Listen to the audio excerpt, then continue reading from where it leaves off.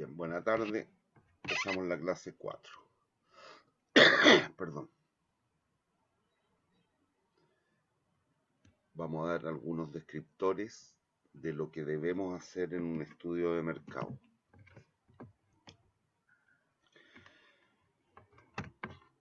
El objetivo último del estudio de mercado, nunca lo olviden, es la construcción del perfil. ¿Se acuerdan lo que es el perfil?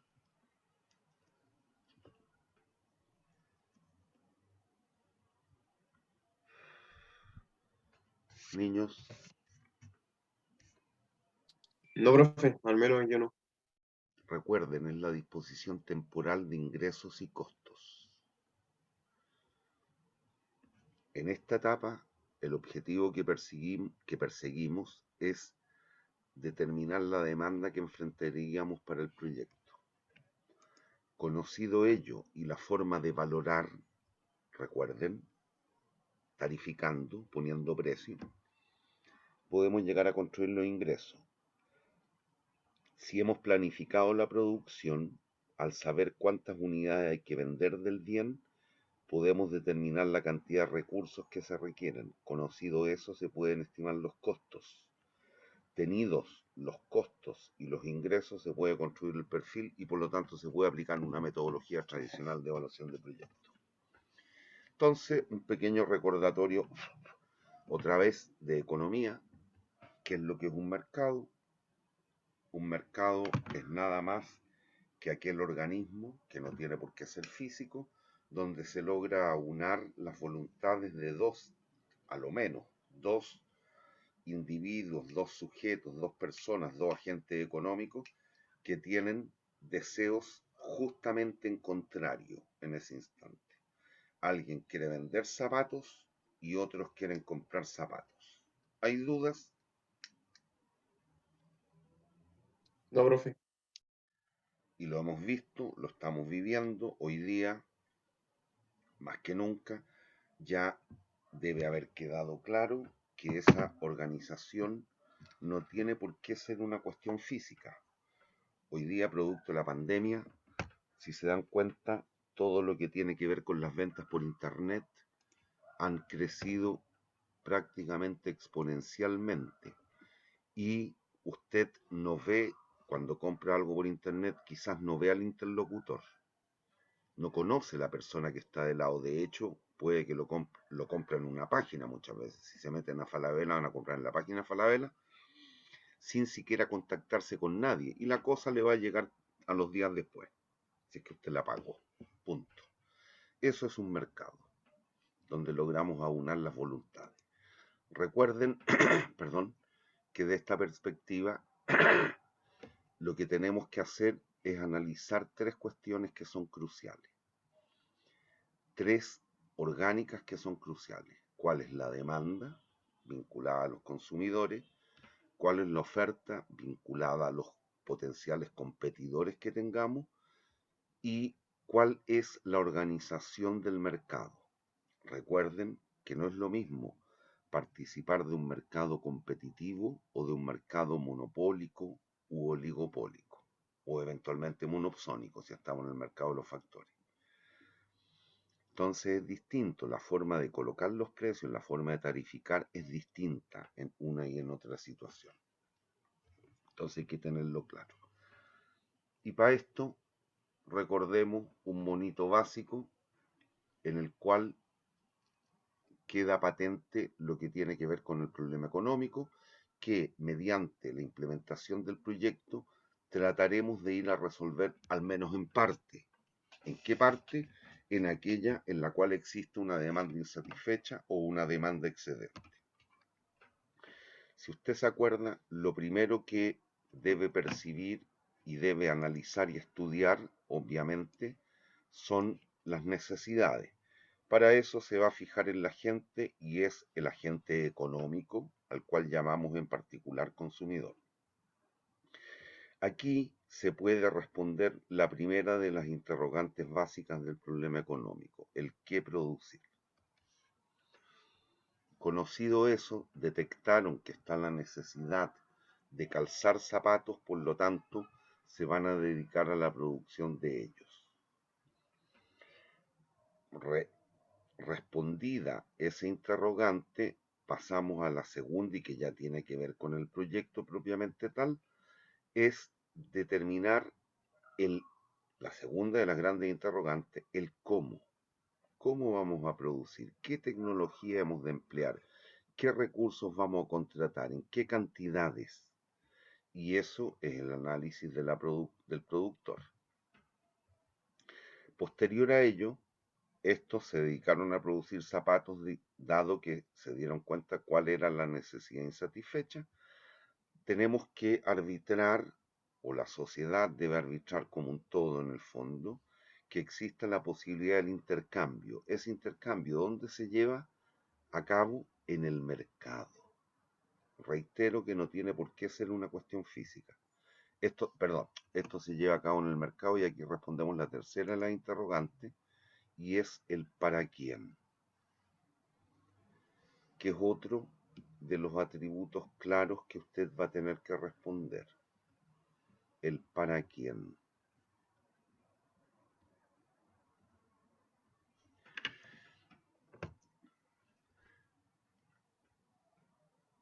Decidimos producir algún tipo de zapato y sobre la base de ello hemos fraccionado el mercado según las características que posea tanto la población como el bien que estamos produciendo.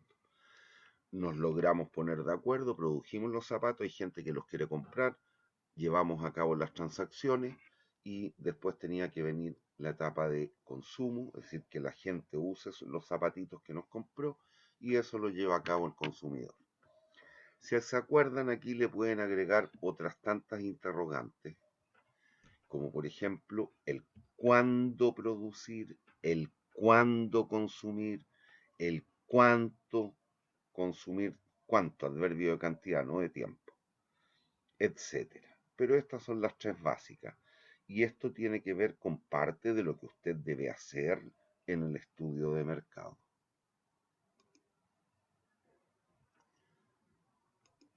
Le pueden agregar otras tantas interrogantes, que son las que estamos diciendo aquí. Las tres básicas son las tres primeras.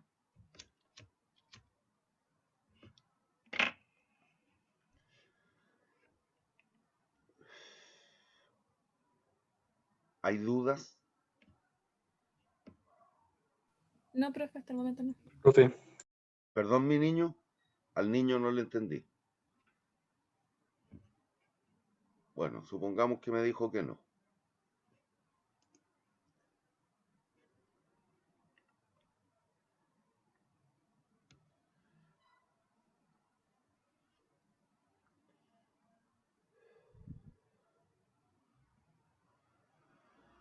Entonces, que esto ya lo aventuramos la clase anterior. ¿Qué mercado? Ojo, no están puestos en un orden de importancia. No. Obviamente y en general, las más de las veces, el más importante es el D. No obstante, aquí están en un orden que no indica, reitero, el orden de prelación o importancia, sino que se deben investigar. Usted debe ser capaz de detectar cuál será al cual destinará la mayor cantidad de recursos y tiempo en su análisis. Uno que debe analizar fuertemente es el mercado de proveedores. ¿Por qué? Porque nunca olviden que los proveedores son aquellos sujetos económicos, aquellas otras empresas eventualmente, que nos van a proveer de todas las materias primas y recursos que se requieren para la producción del bien y servicio. Y lo debe analizar en el contexto más amplio, todo lo que tiene que ver con la cadena de distribución. Ustedes tuvieron algo de logística, conocen algunos conceptos de logística y cadena de distribución, ¿no? Niños, niños,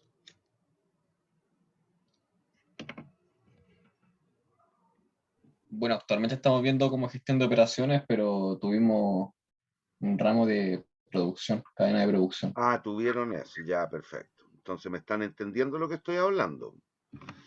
Bien, ¿por qué es importante analizar a los competidores? Por lo que vimos en la lámina anterior, esto da cuenta y nos va a permitir determinar cómo es la organización del mercado. Reitero, aquí depende en qué mercado estemos trabajando, si en el de los bienes y servicios o factores productivos, tenemos que estar o tener clara conciencia si se trata de un mercado competitivo, mercado monopólico, oligopólico, monopsónico, oligopsónico, etc. ¿Y por qué? Porque eso va a afectar la forma en la cual nosotros podamos tarificar. Eso significa colocarle el precio a nuestro bien y dependiendo de ello vamos a ser capaces de generar la corriente de ingresos, que es parte de lo que requerimos para el constructo del perfil. Los distribuidores, y esto aquí es donde también entra a tallar la cadena de suministro o todo lo que tiene que ver con la logística, no lo vean estrictamente, aun cuando eso es lo mínimo que tiene que satisfacer, el cómo usted va a dar a conocer, cómo usted va a llegar con su bien o su servicio al mercado de los consumidores. Pero también analícelo porque es relevante, que está vinculado con los proveedores, cómo usted se va a aprovisionar de los distintos recursos o materias primas o factores productivos que requiere para la producción del bien. Los consumidores, huelga explicarlo, pero obviamente son los más importantes y a ello seguramente y casi con certeza es al estudio que le tendremos que dedicar la mayor parte del tiempo y recursos monetarios, a efecto de poder identificar, cuantificar y cualificar las características que definen el segmento o el mercado de individuos al cual queremos llegar. También es relevante el análisis de todo el sector externo, en casos en los cuales usted con su bien sustituye importaciones, es relevante el análisis del sector externo, porque eso también le va o potenciar o coartar ciertas posibilidades de tarificación. Si usted se va a dedicar solo a la exportación, como en el caso del agro, un producto, una fruta, un producto agrícola, obviamente no le va a interesar vender en Chile, entonces tiene que recabar información sobre en qué otros países es conveniente que usted venda. Deme un segundo que hay alguien entrando. Entonces ahí pasa a ser relevante el mercado exterior y todo lo que ello connota, cuánto es el tipo de cambio, cuál es la paridad cambiaria, cuáles son las características de esos otros consumidores, aun cuando lo tuvo que estudiar en los consumidores, entonces, etcétera. ¿Hay dudas hasta aquí, niños?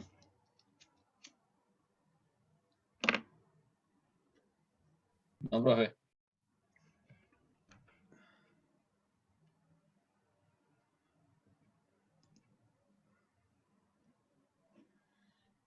Bien, por otra parte, hay que esto mirarlo con cuidado en la actualidad.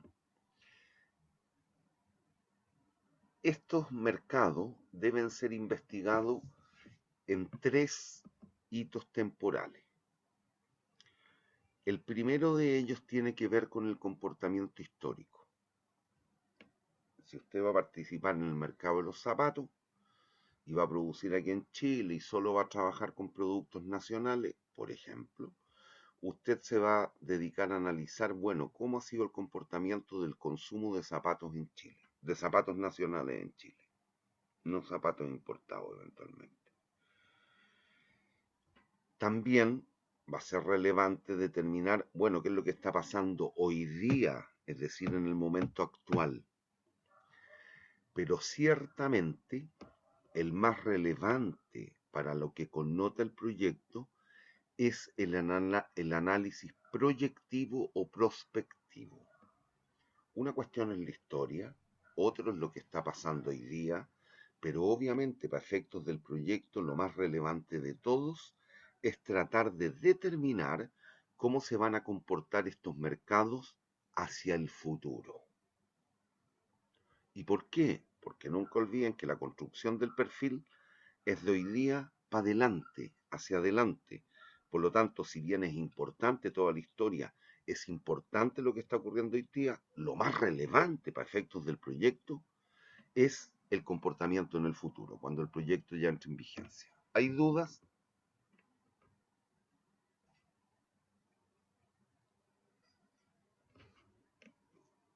Niños, ¿hay dudas? No, profe, todo bien.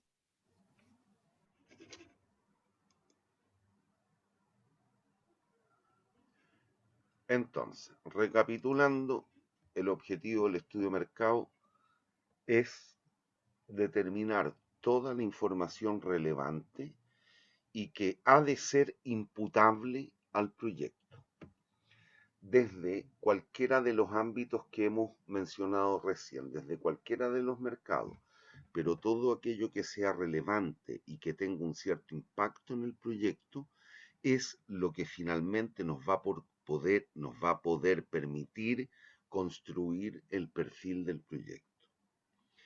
Pero con ese cuidado, todo lo que sea pertinente y blanco, relevante para el proyecto. ¿Y por qué? Porque nos va a permitir construir el perfil. ¿Y el perfil en qué se sustenta? En la determinación de los costos de inversión, costos de operación y los ingresos. ¿Hay dudas? ¿Hay dudas? No, profe. Ya, si se dan cuenta, en un proyecto en el cual usted va a entrar a competir en un mercado existente, el mercado de los zapatos, obviamente va a realizar el análisis histórico, el análisis de la situación actual y va a tratar de proyectar hacia el futuro. Cuando usted descubre algo y para lo cual no existen sustitutos cercanos en el mercado, seguramente el tiempo y el dinero o recursos que le va a destinar a estas dos primeras etapas va a ser casi tendiente a cero, hasta que se dé cuenta que no hay historia, que no existía nada parecido a ese hecho, a ese producto o a ese bien. Y ahí obviamente, que es bastante más complejo, va va a tratar de hacer la proyección hacia el futuro.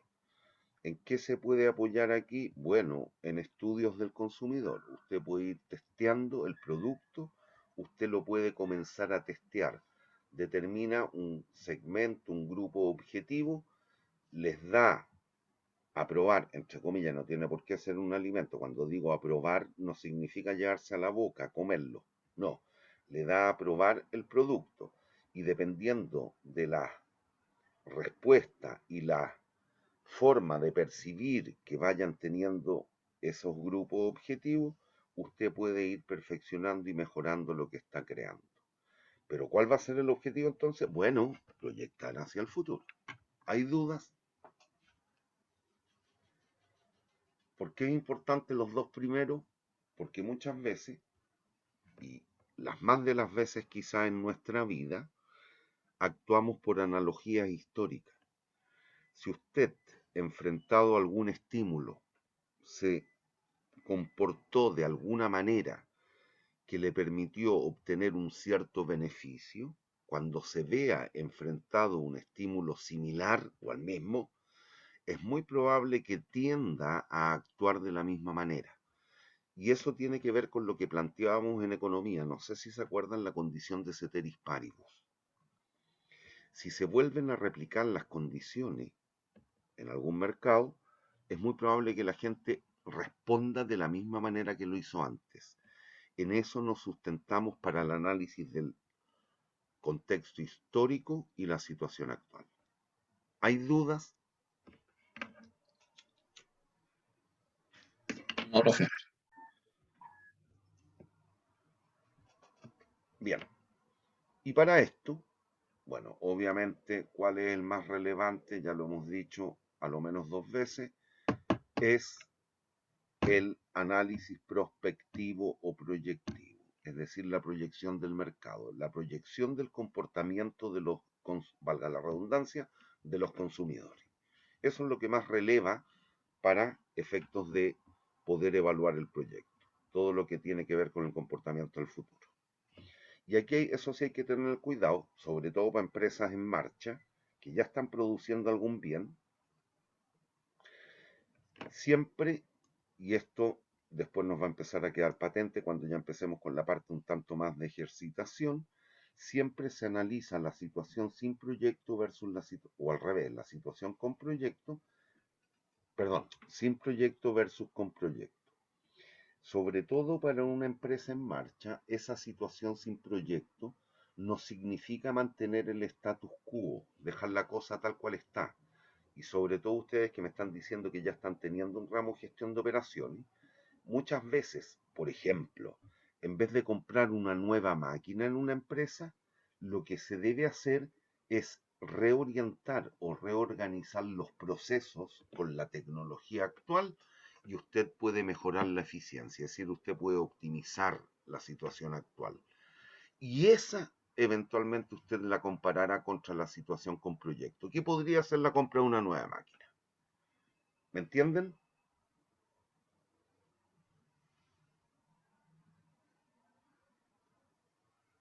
Sí, Niños, profe.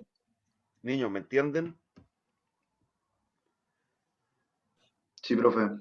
Ya. Y por otra parte, cuando no es una empresa en marcha, y eso después lo vamos a refrendar, usted siempre, que ya lo dijimos en su minuto, no sé si se acuerdan, en la clase anterior dijimos el proyecto usted lo compara contra otro, que sería este caso una empresa en marcha eventualmente, o lo compara contra algo.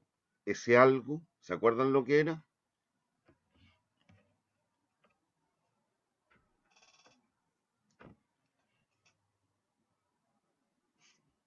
Yo no recuerdo. ¿Cómo nadie se va a acordar, cabrón?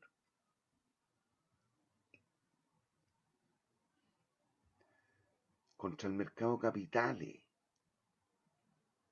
Cuando fuimos viendo el tema de las tasas que fuimos ejemplificando, si el mercado de capitales me da el 8 y el proyecto me da el 6, ¿qué prefiero? El mercado de capitales, coloco la plata en el banco y así sucesivamente. Pero siempre, y eso plantea la teoría, y es así, la práctica también, ¿no? No solo la teoría, se hace un análisis comparativo, un análisis marginalista, y que tiene que ver con uno de los principios de la economía que vieron en Fundamentos de Economía. Las más de las veces las decisiones se toman en términos marginales. Y recuerde, marginal en matemáticas, ¿qué significa? La variación. ¿Y qué es lo que es la variación? El cambio. Y eso significa que está comparando dos estados. Aquí pasa lo mismo. Comparamos un proyecto contra otro o contra algo. ¿Hay dudas?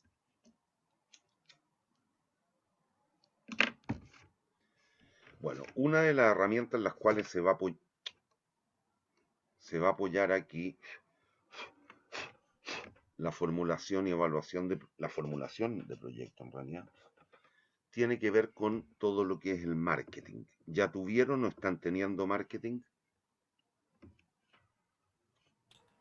Estamos teniendo.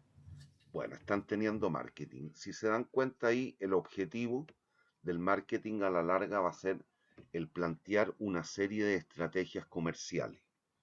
¿Con qué fin? Con el fin de sostener, solventar y poder, entre comillas, defender o argumentar el constructo del perfil del proyecto.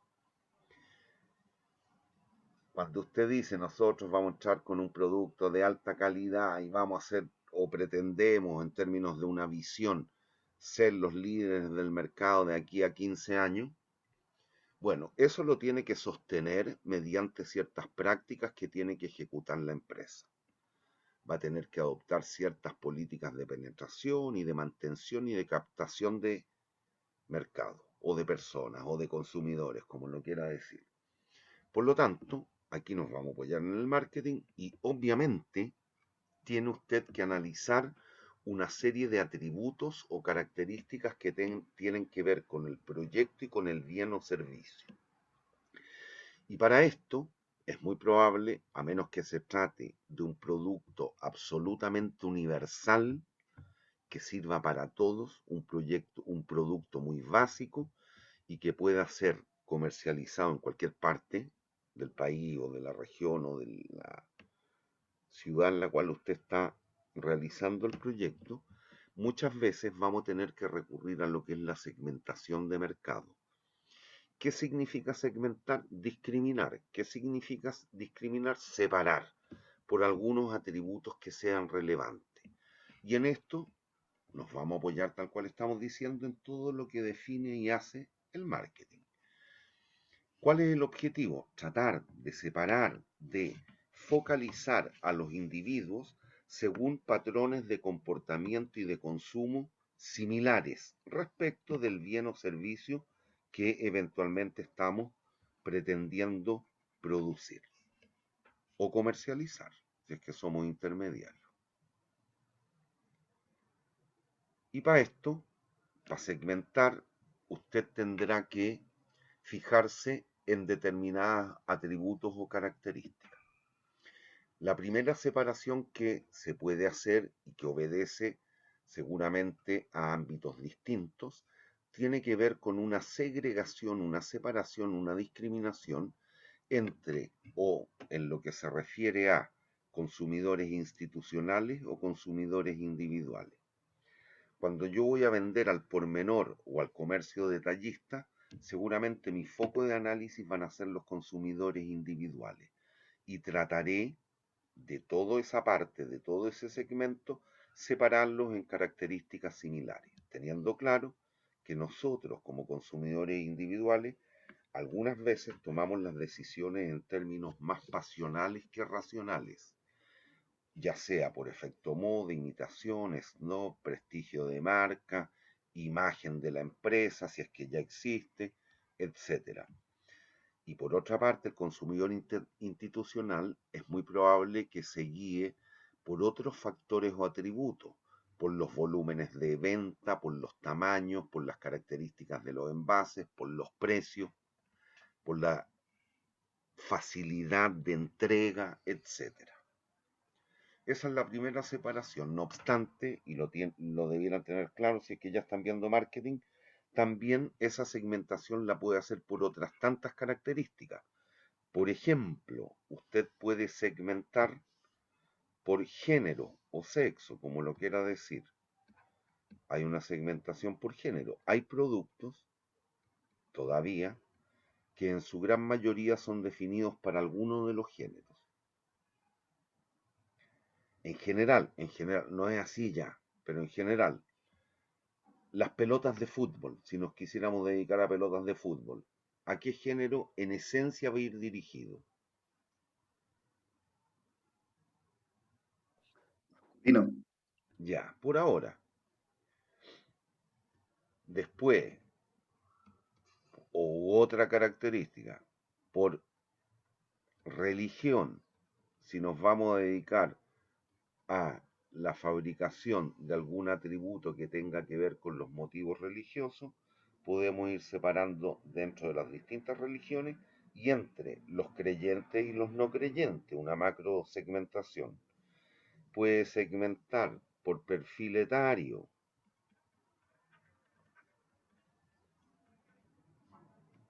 etario con I,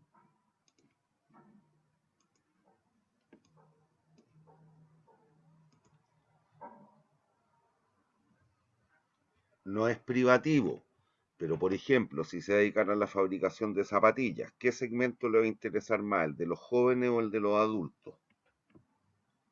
Los jóvenes. El de los jóvenes. Después, si es un atributo que tiene unas ciertas características de lujo, vamos a producir un lujito, joyas, nos vamos a dedicar a la... No, pues no joyas, joyas.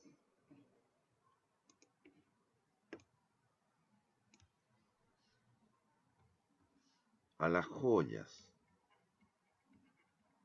Aquí seguramente usted podría segmentar, por ejemplo, por características o perfil socioeconómico, por motivo o atributos socioeconómicos. Y así, hay una serie de atributos que a ustedes les van a permitir ir segmentando, y eso significa ir fraccionando o parcializando el mercado para llegar potencialmente a obtener cuál va a ser el mercado meta al cual van a estar dirigidos. ¿Hay dudas hasta allí?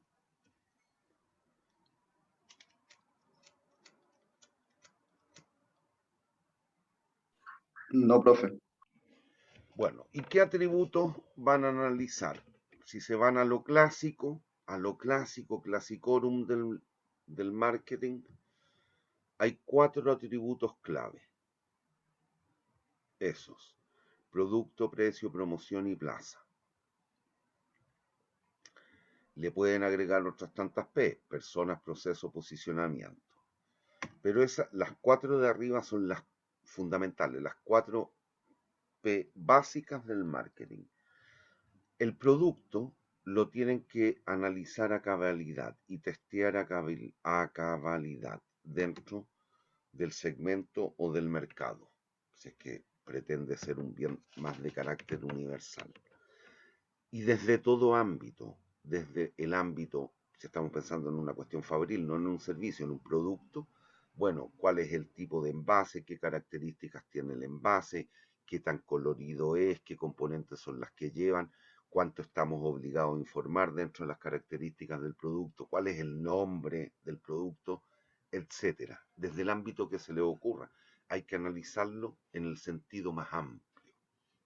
¿Y por qué? Porque han habido errores garrafales con eso, con la colocación, por ejemplo, de los nombres.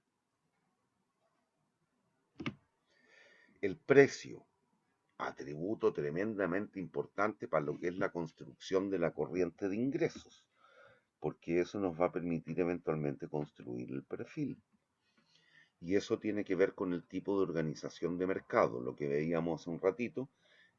Ustedes, o se debe tarificar distinto según sean las características del mercado en el cual pretendemos participar.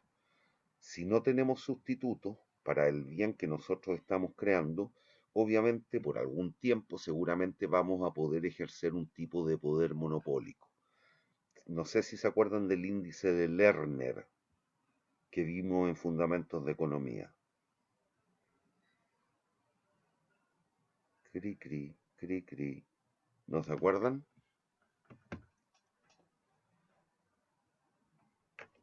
Bueno, eso daba cuenta del poder que podía ejercer la empresa o el productor en el mercado. Y daba cuenta de la diferencia entre el precio y el costo marginal. Pero no importa, no es necesario que se acuerde de eso. Pero obviamente se puede tarificar distinto. La promoción, cómo vamos a hacer llegar el producto, cómo lo vamos a disponer, vamos a vender al mayoreo o al minoreo, vamos a ser distribuidores o nos vamos a apoyar en distribuidores en el sentido de que yo le voy a vender al Jumbo, al Líder, a Santa Isabel, etcétera, si es un producto alimentario, cómo, en qué tipo de góndolas vamos a pedir que lo coloquen, cuánto nos van a cobrar de markup, etcétera. Todo eso lo tiene que determinar. ¿Qué publicidades vamos a hacer? ¿En qué medios? Si en medios gráficos, en medios televisivos, en medios radiales, etcétera. Pero eso lo van a ver en marketing, no aquí. La plaza. ¿Cuál es la circunscripción espacial en la cual vamos a vender? Vamos a vender en Santiago, vamos a vender en la región de Ñuñoa, en la comuna de Ñuñoa, en Providencia. ¿Dónde nos vamos a disponer físicamente con nuestras instalaciones y nuestros locales de venta? Le puede agregar a las personas, y eso tiene que ver con todo lo que significa tanto interno como externo, cómo van a ser los colaboradores, qué características tienen los colaboradores a la empresa, cuáles van a ser los aliados estratégicos, etcétera. Los procesos, cuál va a ser el proceso de convocación, de captación tanto de colaboradores como el proceso con el cual nos vamos a vincular con nuestros consumidores o nuestros potenciales compradores. Va a ser por mailing, van a ser cartas masivas, van a ser qué sé yo. Ahí lo tiene que ir analizando. Y finalmente también le pueden agregar el posicionamiento y es el cómo trataremos de colocarnos en el inconsciente colectivo. ¿Qué imagen queremos dar a la población? ¿Cuáles van a ser nuestros atributos que van a permitir que la gente decida por sobre nuestro producto en vez de la eventual competencia que exista? Pero eso lo van a analizar en detalle en el marketing. Aquí en el caso del producto, como dije hace un ratito, han habido dos casos emblemáticos que jugaron tremendamente en contra en nuestro país hace años atrás. Deme un segundo. Ahí está. Hubo dos casos emblemáticos. Deben haber más, yo me recuerdo dos. Uno fue un detergente que tenía este nombre. Era re bueno, era argentino. Compitió con los productos que en ese minuto tenía la Lever Chile, o Lever, que es la gran fabricante de productos, dije para la limpieza, ¿no? Este es un producto de limpieza, era un detergente, era re bueno como detergente, pero para nuestra idiosincrasia, con ese nombre, le fue malito. Y a pesar de ser bueno, al poco andar, salió de los mercados. En esa época que yo estoy hablando no existían, ¿cómo se llama? Los memes que se hacen hoy día, o todas estas tallas por las redes sociales. Existía la talla frontal. Entonces se crearon una serie de tallas, producto del nombre del producto, que a la larga lo terminaron por lesionar y desapareció. Y no existió más. Y no porque la gran competencia que era Lever Chile le haya realizado una competencia feroz y lo obligó a salir del mercado, no. Salió solito producto de una mala colocación del nombre. Otro caso tiene que ver con un modelo de la Hyundai, los automóviles Hyundai, que en todas partes del mundo, o casi todas, salió con el nombre Pajero. Acá en Chile con ese nombre no pudo entrar, por la idiosincrasia o indiosincrasia, como lo quiera ver. A nuestro país ese modelo llegó con el nombre de Sandero. Obviamente con este nombre iba a tener algún problema equivalente a lo que pasó con este otro. Entonces al final le tuvieron que cambiar el nombre al modelo. ¿Hay dudas? Porque para nuestra forma de ser, esto connota peyorativamente algo. Por lo tanto, no pudo con ese nombre y entró con este nombre, Sandero. ¿Hay dudas? ¿Hay dudas? Profe, pero igual tener un nombre así extraño puede ser un beneficio, ¿no? Por ejemplo, está la energética Tula y le va bien, se vende en hartas partes. ¿Y en Chile vende? Sí, sí, usted la puede comprar en cualquier lado. Dame un segundo.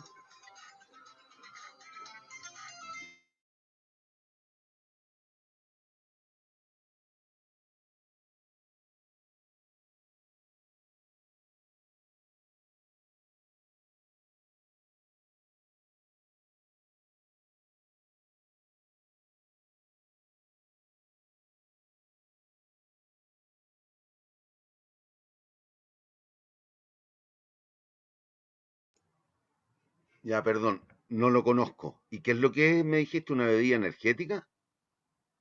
Sí, una bebida energética. Ah, ya. Bueno, lo vamos a tener en cuenta y lo vamos a investigar. ¿Tú la me dijiste? Sí, sí, es Ah, bien conocida. Búsquela, le va a aparecer al tiro. ya. Puta, discúlpenme que mi hijo me está llamando.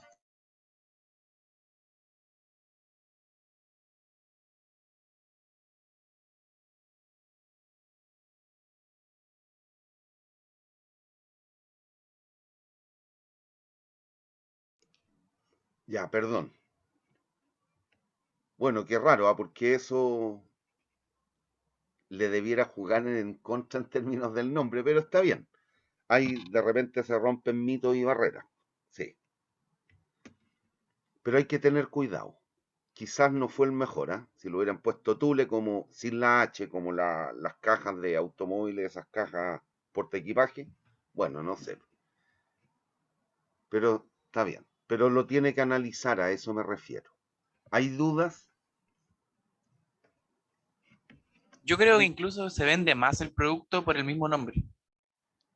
Porque el producto es chileno, o sea, yo sé que se vende acá en Chile, no sé si se vende fuera.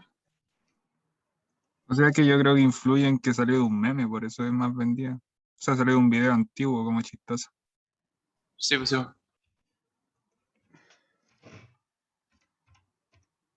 Estoy buscándolo. Tula bebida. Aquí me aparece. En el otro computador. Deme un segundo. Baby Tula Chile. Claudio Alberto Tula. No, no quiero. Ponga energética, si no, quizás qué imágenes va a encontrar, profe. No, no, no, no, no, no, no. Si aquí te la encontré, una bebida que tiene un fondo azul y un logo amarillo con verde. Tiene Sí, esa es. una circunferencia amarilla con el nombre en verde. No estoy buscando las otras cuestiones, a las cuales uno podría pensar, pues, si ese es el problema. Tula, ¿qué importa el nombre? Bueno, después voy a leer algunos artículos. Ya, lo vamos a tener en cuenta. Ya, pero eso lo tiene que analizar también. Ahora, efectivamente, se puede dar, tal cual plantean, y eso lo voy a tener que leer, el caso en contrario, producto de lo, entre comillas, distinto del nombre, puede jugarle a favor, pero lo tiene que analizar, po. ¿Me entienden o no? ¿Cómo ponga el video, profe? ¿Qué me dijo? Bueno, pero es que esos deben haber entrado por otro lado. Los pajeros en Iquique que me pone alguien en el chat. La tulería, éxito total. Pico dulce, sí, el pico salado y el pico ardiente, sí, sí, eso existe. No, pero existe, profe, un dulce argentino que lo venden en Chile. No, si lo tengo claro cuál es. Sí, claro, quizás los más adultos estamos más sesgados o más, sí, está bien, sesgados negativamente con determinados nombres. Sí, lo tengo claro. Mi hija cuando era chiquitita le encantaban los picos dulces, que son como el antiguo paraguas que comíamos en Chile. O similares, similares, no iguales. Sí, lo tengo claro.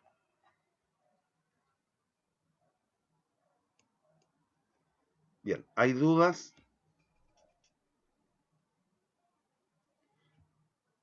Niños, ¿hasta aquí hay No, profe. dudas?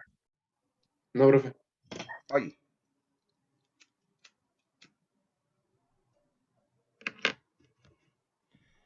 Bien, entonces, para poder finalmente que hacia allá nos lleva el estudio de mercado y las distintas estrategias comerciales que adopte la empresa, es a construir el perfil del proyecto. Y para esto nos vamos a apoyar en un monito que quizás ya lo alcanzaron a ver en marketing y que lo conocen desde otra materia, economía.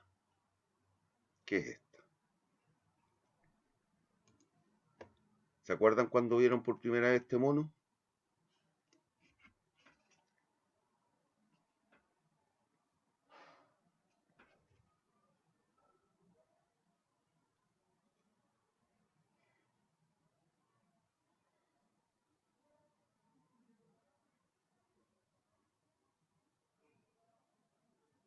No lo recuerdo, pero se ve bien entendible el gráfico.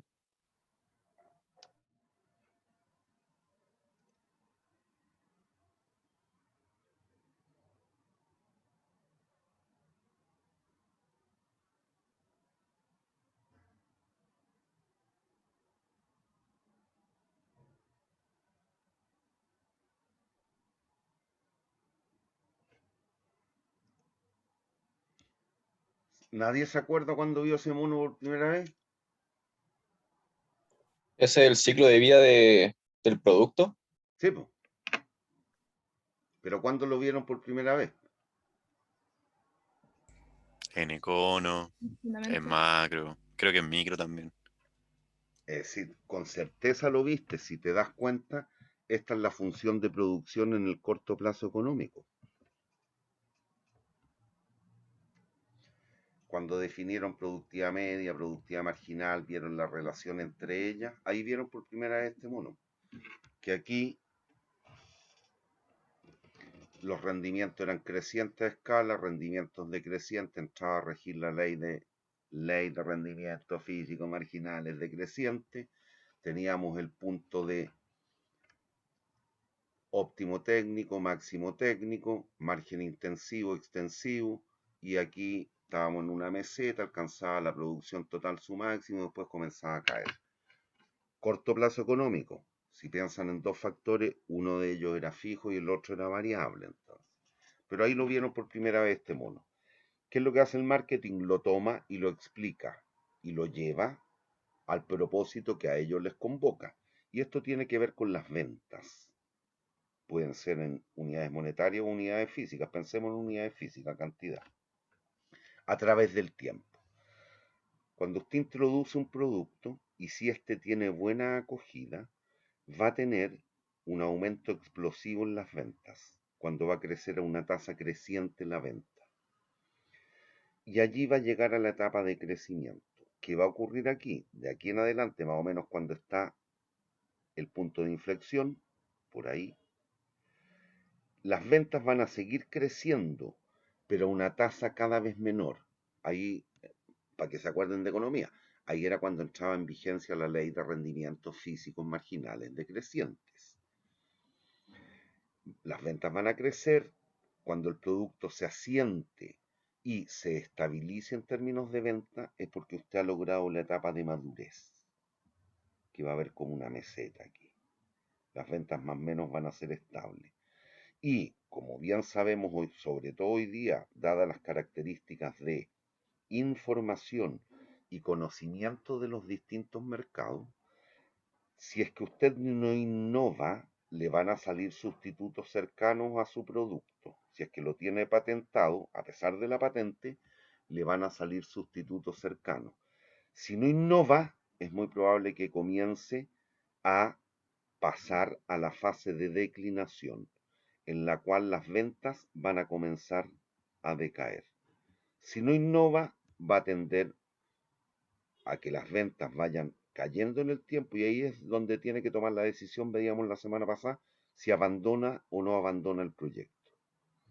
Porque es muy probable que a determinados volúmenes de ventas, si se acuerdan del análisis de punto de equilibrio en finanzas, es muy probable que no le sea conveniente seguir operando.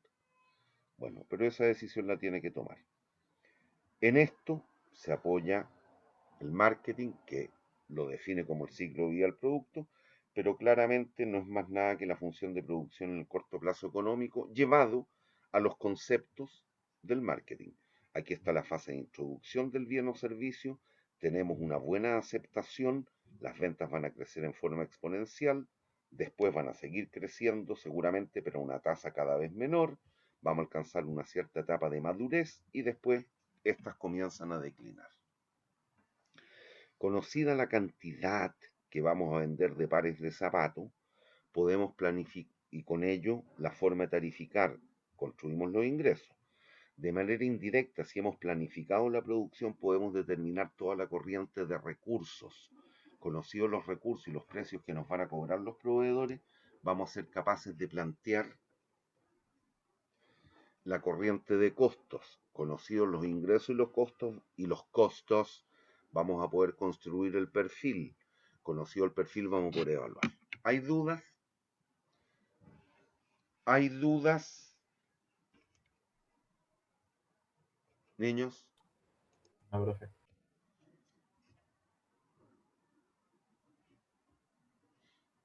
Bien, y como ya dijimos en su minuto, nunca deben olvidar que es tremendamente importante. Esto, lo del ciclo de vida, puede ser criticable y complejo, más en ambientes turbulentos o los fenómenos que estamos viviendo hoy día en los distintos mercados producto de la pandemia y la cuestión social. Pero claramente siempre, como en cualquier acción de la vida, es mejor tener algún tipo de información que no tener nada. Por lo tanto, por criticable que sea ese constructo, es bueno tener ese desarrollo. Porque ese desarrollo a la larga es lo que hemos dicho, es el estudio de demanda. Ahí conocida las ventas en el tiempo, sabemos cuánto vamos a ir vendiendo en cada uno de los periodos. Y a partir de eso vamos a poder construir el perfil. Y no deja de ser importante en cualquier proyecto de inversión lo que dijimos en su minuto en términos del análisis contextual o el estado del arte. Y aquí lo que usted trata de analizar son todos aquellos factores externos que le pueden jugar a favor o en contra. Por lo tanto, ex ante el estudio de mercado, aquí aparece al final, pero da lo mismo, lo puede hacer ex ante si estamos hablando del análisis del contexto, es cuando se releva el estudio de lo que se conoce como el PEST o PESTEL, que en su minuto lo mencionamos y dijeron conocerlo. El análisis de todos los factores políticos, económicos, sociales, tecnológicos, ecológicos o ambientales, si lo quiere poner con A, y L de legal. ¿Por qué? Porque todo esto nos va a enmarcar y nos va a poder determinar cómo todo lo que está ocurriendo con la sociedad o el grupo objetivo en determinado momento nos va a jugar o a favor o en contra. ¿Hay dudas? También en el estudio de mercado, para los que saben un poquito más, si es que lo han visto en alguna otra materia, en administración puede haber sido todo el análisis Porter, que es para determinar el grado de atractivo del sector industrial en el cual se pretende participar. Cuando ya desarrolló y obtuvo la demanda y le da o está pensando en una cierta orgánica para la empresa, si es que existe o no existe, puede eventualmente hacer un análisis FODA, el análisis Canvas, cadena de valor, lo que quiera. Pero aquí son relevantes todos esos estudios en toda la parte de formulación. ¿Hay dudas? Niños. No, profe. Ya. Entonces, aquí ya vamos a cambiar materia, entonces vamos a tener que hacer el recreo ahora. Después le damos un poquito más largo. Me faltaron 7 minutos. Lo agrego en la parte que viene. ¿Hay dudas hasta aquí?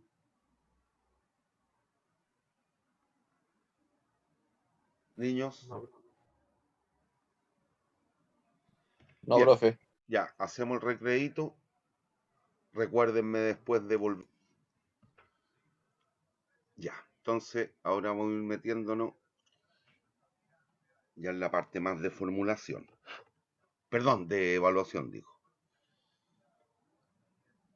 Y para esto tenemos que tener claro el concepto de aquello que es evitable o inevitable, aquello que es imputable o no imputable a un proyecto. ¿Se acuerdan, una vez más, de economía, cómo es la estructura de costos de una empresa?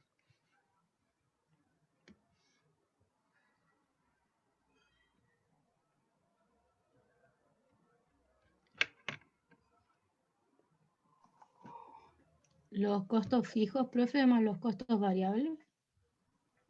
Ay, qué costó, ¿ah? Ya, ¿cuáles son los relevantes en el proceso decisional? Los costos Variable. variables. Estos.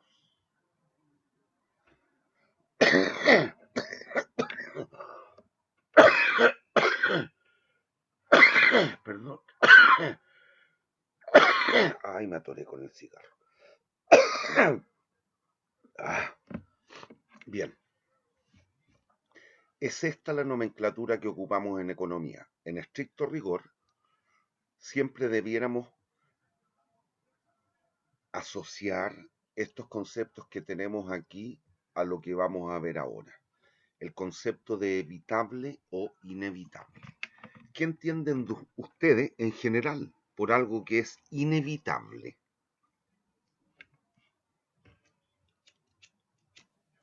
Que tenemos que incurrir en ese costo sí o sí, no lo podemos Pero en evitar. general, no me lo llevé estrictamente a los costos, en general. En la Algo que vida, va a pasar sí o sí. punto. Algo evitable. Perdón.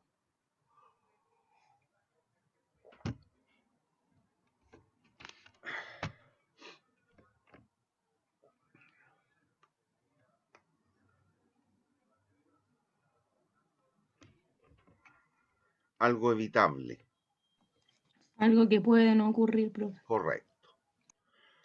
Si fuese así, voy a poner un ejemplo ficticio de lo cotidiano. Si a toda la gente que pillaran transitando en las calles después del horario de toque de queda las multaran, ¿me sigue o no? Ese costo, el costo de la multa, ¿sería evitable o inevitable para la ciudadanía? En lo que me acabas de definir tú, señorita. Evitable, profe. ¿Perdón? Evitable, creo yo. Sería evitable. Si yo respeto el horario de toque de queda y me quedo en la casa, no me van a multar. Si salgo y corro el riesgo y me pillan, me van a multar. Pero se ve afectado por la decisión que yo tome. Algo que es inevitable va a ocurrir, tal cual dijo el compañero, de todas maneras, independiente de la decisión que yo tome, se debe, o esa acción, ese evento, se va a resolver sí o sí. Punto. Por lo tanto, si bien en economía ocupamos esta nomenclatura costo fijo y costo variable, en estricto rigor siempre debiéramos pensar en inevitable o evitable. ¿Cuál es cuál, cree usted?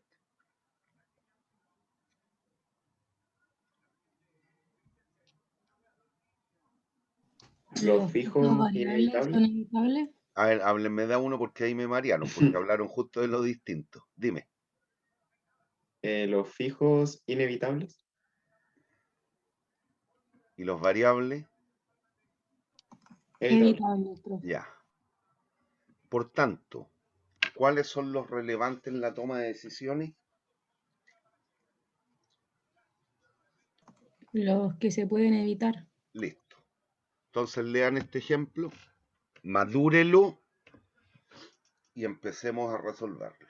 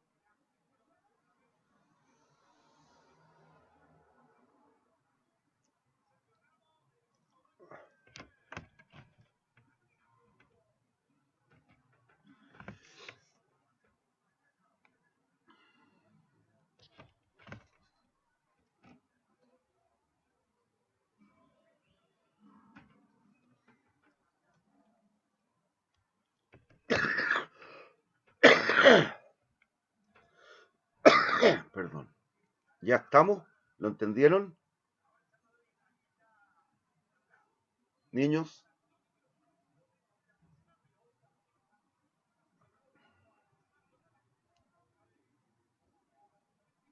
Niños, ¿lo entendieron?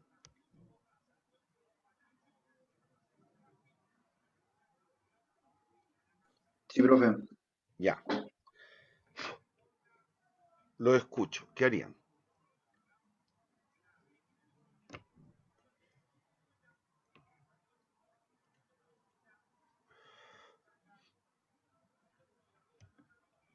¿Quién me explica la situación? A ver, ¿quién me explica la situación, problema a la cual estaríamos enfrentados? Siendo nosotros la persona a la cual se hace referencia. Perdón.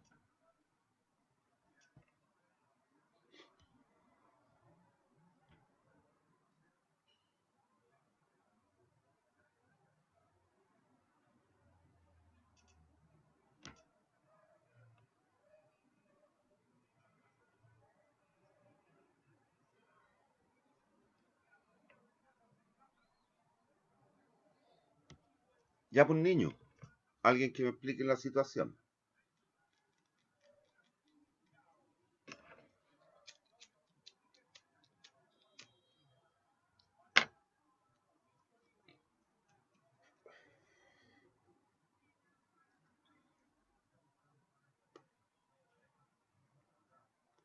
Gracias.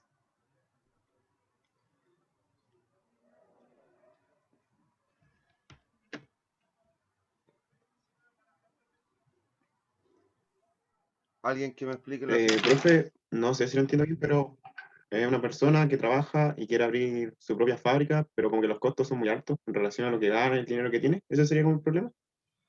Ya, pero no emita juicio de valor. Aquí no podemos prejuiciar que los costos son altos, son bajos, qué sé yo.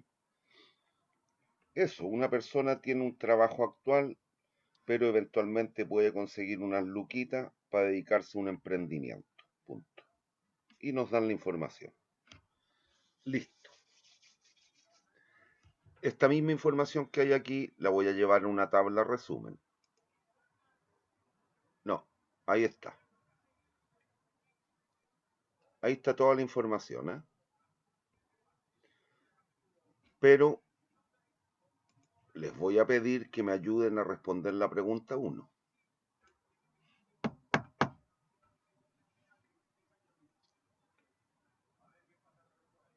¿Cuál será el ingreso anual mínimo que tentará al individuo a formar la empresa? ¿Cuál será el ingreso anual mínimo que tentará al individuo a formar la empresa? Sería 155 unidades monetarias. Ahí está la información.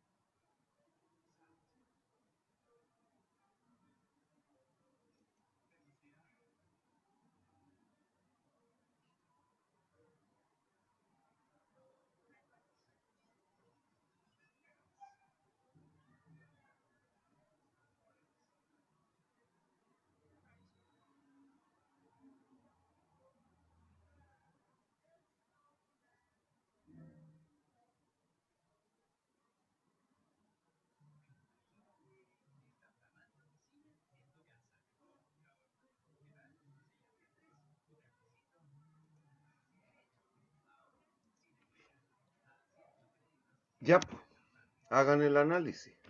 Tienen todas las herramientas de juicio para hacerlo.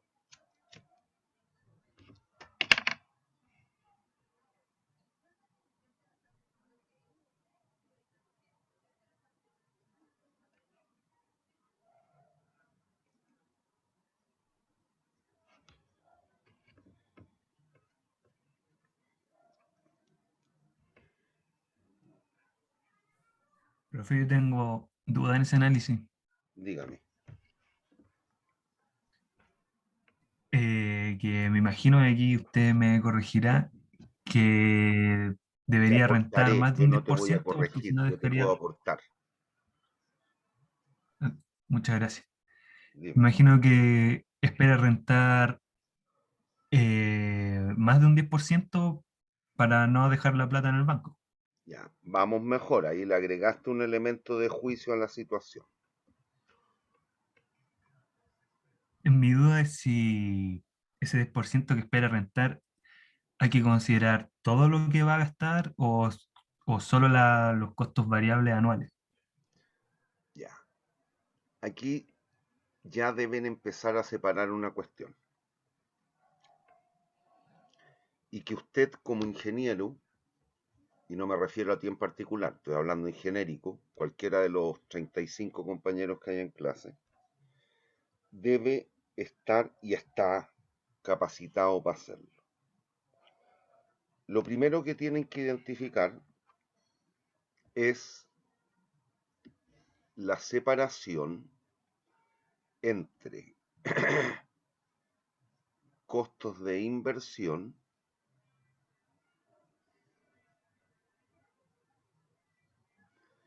y costos de operación.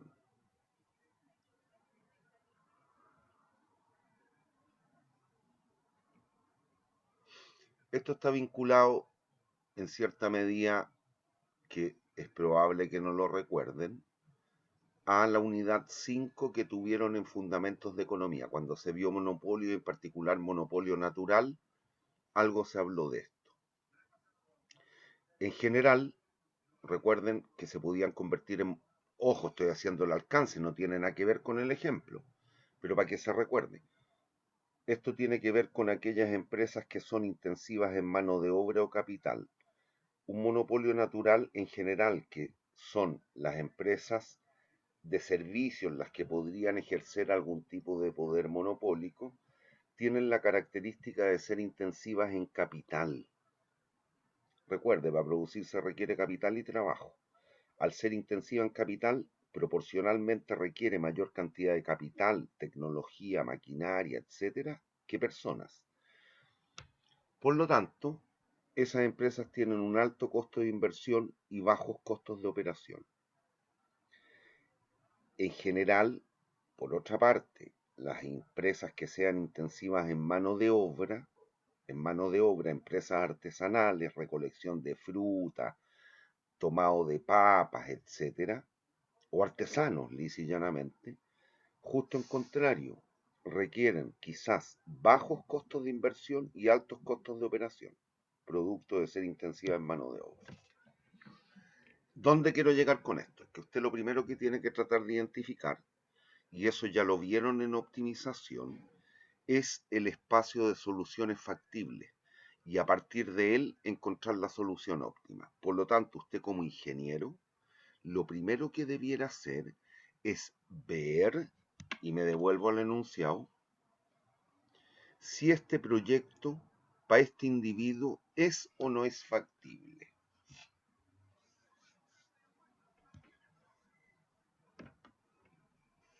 ¿Qué les dice el juicio? ¿Es factible o no es factible?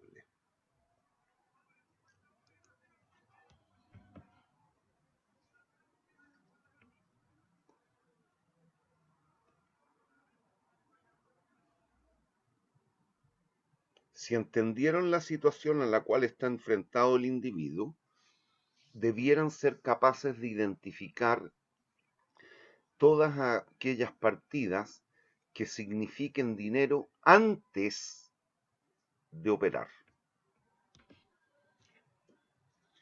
¿Qué se requeriría para antes de operar en términos de inversiones?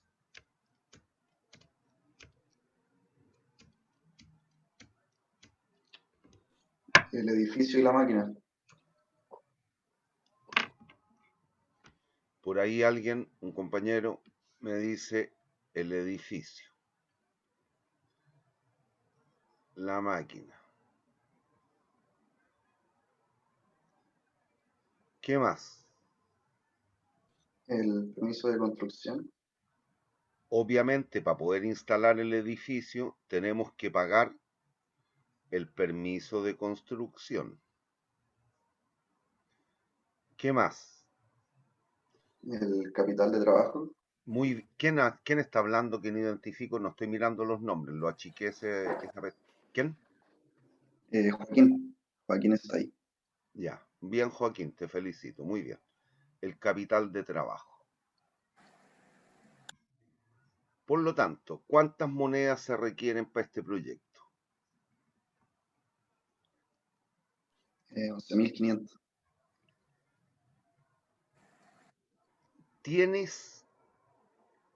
Tienen, a cualquiera, no solo a Joaquín le estoy hablando, tienen la posibilidad de acceder a esa cantidad de plata. Sí. ¿Cómo? Con el capital invertido en el mercado financiero y el crédito bancario. Y el ¿Hay trabajo. dudas? Por lo tanto, este proyecto está dentro de las posibilidades factibles de la persona.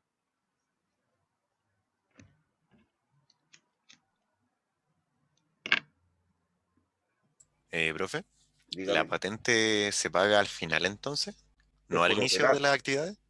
es por operar. Si te das cuenta, te dicen que la patente es anual.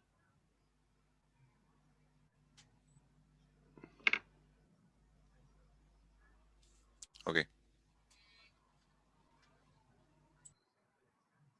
¿Ya? Bueno, este proyecto es factible para este individuo. Tiene como juntar las luquitas.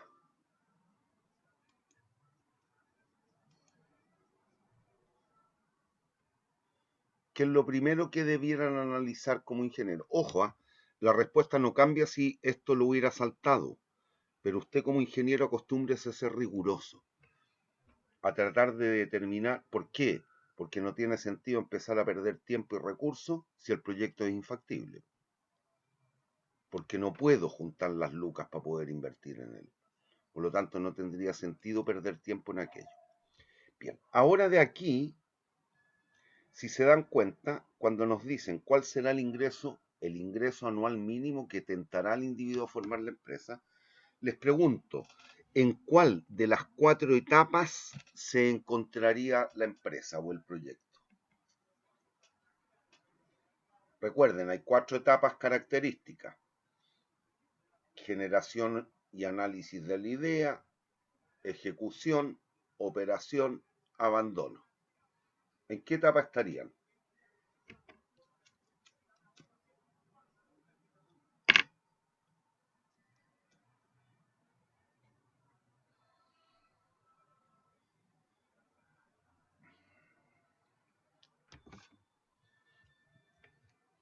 Lo escucho. Iniciación y planificación. Esa etapa no existe. Con ese nombre aquí, si bien son cuestiones que tienes que lograr en el proyecto, pero con esos nombres no lo vas a encontrar. Generación de la idea, profe. Pero piensen por niños. El ingreso anual mínimo o ingreso mínimo anual, ¿en qué fase están?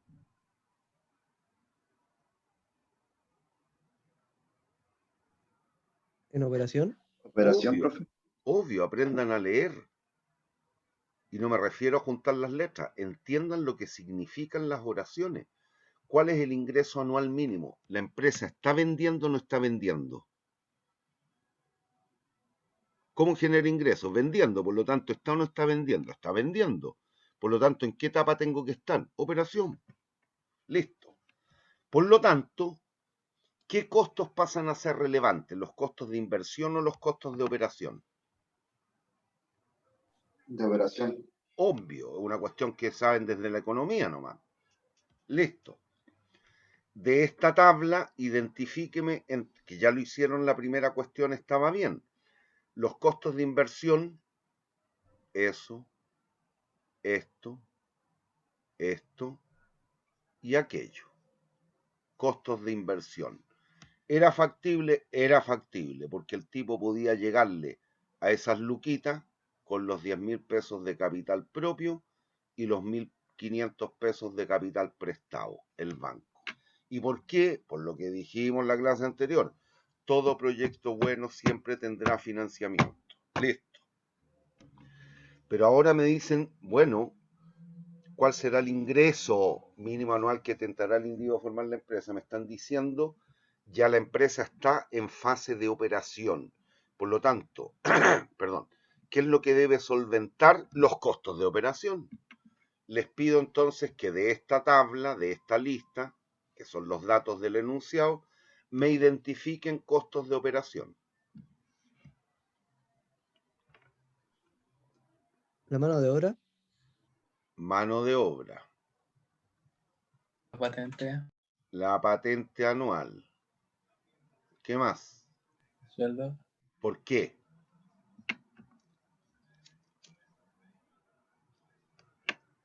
porque depende de la mano de obra, ¿o no? No. Tu Eso es lo compañero que, lo dijo hace un rato, un otro compañero, creo, porque era otra voz. profe, ¿es lo que dejaría de ganar la persona por hacer este proyecto? Obviamente es el costo de oportunidad al cual el hombre renuncia por venirse a crear su emprendimiento. Y como tiene que seguir pagando el sueldo, perdón, si es que tuviera, ya, tiene que seguir pagando el arriendo del departamento donde vive, pagando los colegios, los cabros chicos, pagando la ISAPRES, pagando una serie de cosas, le va a exigir a este proyecto que a lo menos le mantenga la renta. Recuérdese de Fundamentos de Economía, este curso es de Economía aplicada. ¿Qué más?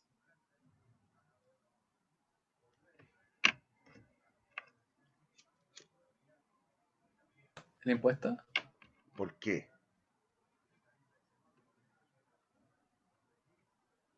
Muy bien, pero ¿por qué?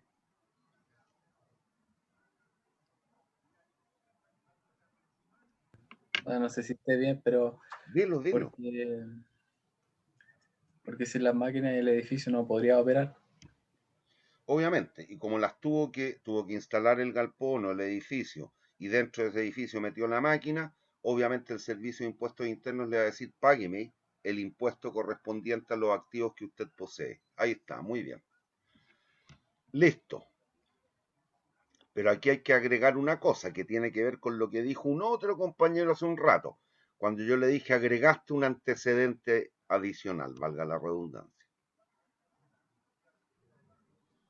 Estos son costos, si se dan cuenta, netamente fabriles. Pero ¿qué otro tipo de costo hay aquí? La tasa de interés, profe. El costo del dinero, que se manifiesta por la tasa de interés.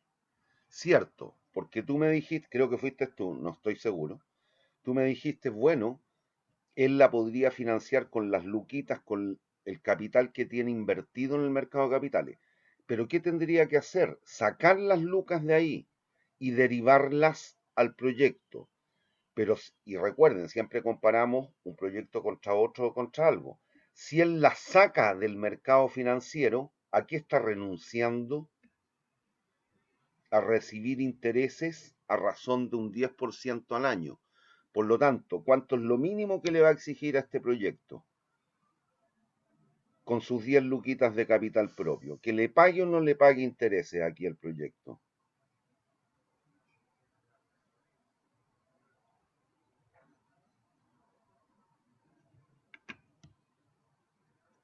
Que tenga una rentabilidad mínimo de 1.000, ¿no? No te entendí, perdón. Que tenga una rentabilidad mínimo de 1.000. Correcto, que a lo menos le pague los 1.000 pesos de intereses que le estaría dando hoy día al mercado de capitales. Porque en estricto rigor, ¿cuál sería su renta anual?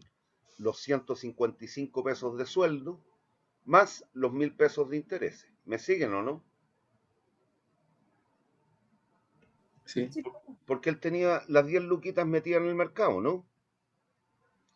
Pero además, para poder financiar el proyecto, ¿a qué tuvo que recurrir?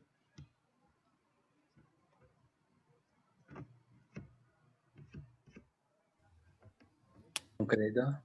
Un crédito. Y el banco se la va a prestar porque el gallo es simpático, porque es bonito, porque es entretenido.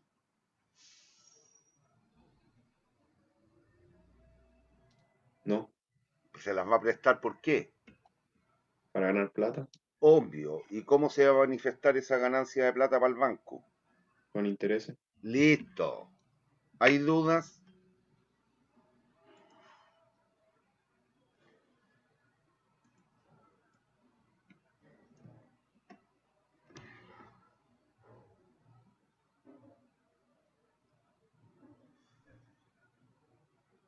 Entonces, el primer análisis que debiéramos hacer como ingenieros o como analistas tiene que ver con esto, determinar si este proyecto es factible. Y para eso lo primero que tenemos que leer y decodificar es los fondos requeridos para inversión. Aquí están. ¿Hay dudas? No, ¿Hay profe. dudas? Y ahora buscamos, dentro de la información existente, si existe o no la forma de financiarlos, estos 11.500 pesos. Y notamos que existe. ¿Cómo? Haciendo uso de los 10.000 pesos que el hombre tiene en términos de capital propio, que están puestos en el mercado financiero. Y adicionalmente, debe recurrir a financiamiento externo, vía la consecución de un crédito por 1.500 pesos. Y que se puede, nos están diciendo que se puede. Por lo tanto, el proyecto es factible.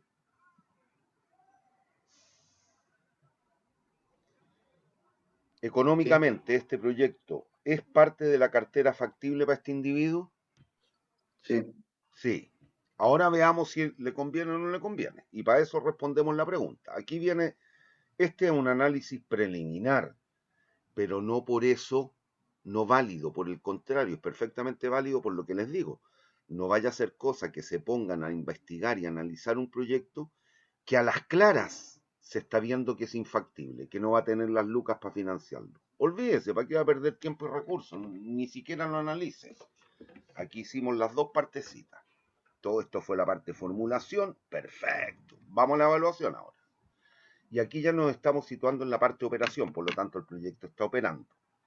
¿Y qué es lo que tenemos que tratar de hacer? Determinar qué costos debiera solventar el proyecto a efecto de que nos deje indiferente entre seguir en la pega actual o emprender. Y aquí analizamos o vemos que hay dos tipos de costo. ¿Cuál? El costo netamente fabril o productivo, que son estos 6.000 pesos. ¿Hay dudas? Este es el costo de operación fabril, si usted quiere.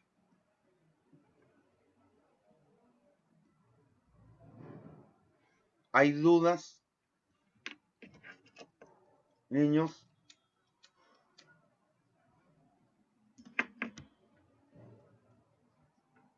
Niños, ¿hay dudas? Si tienen dudas, díganme.